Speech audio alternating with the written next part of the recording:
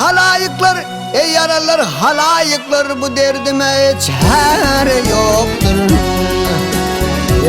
İyiliğini dostu yarım ey, başka bir gamvarım yoktur. Bana uğradı yarın gamı peyda etmez tevhidimi. Al halini ay diya kılman melhemine, şu kefile çare yoktur.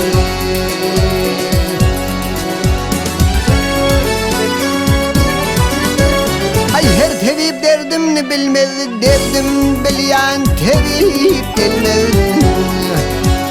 Al halini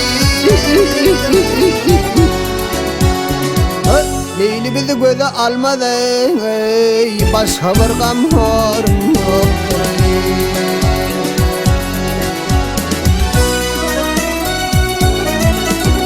Ay tevhidler rağmen sizden, tevhidler rağmen sizden, inni el çekiverim inin. Al halini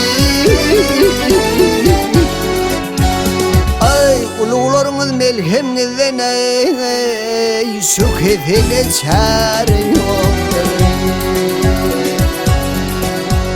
Yar yüzüm görmesem arman, her bir sözü derdi derman. Al halini ay ahir alır beni beyguman ey, men kivi avarın yoktur.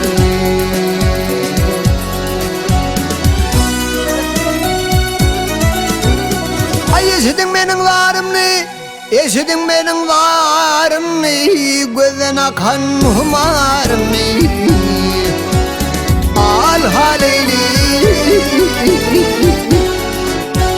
ay aşkallı gözden okuyum ey, uhaminlik varım yoktur.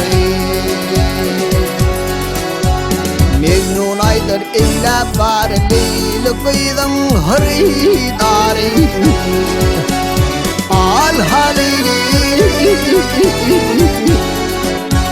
ay min isler min leyli kıydı, min isler min leyli canı, başka bir gamvarım yoktur. Veydan geley meylayın doktor,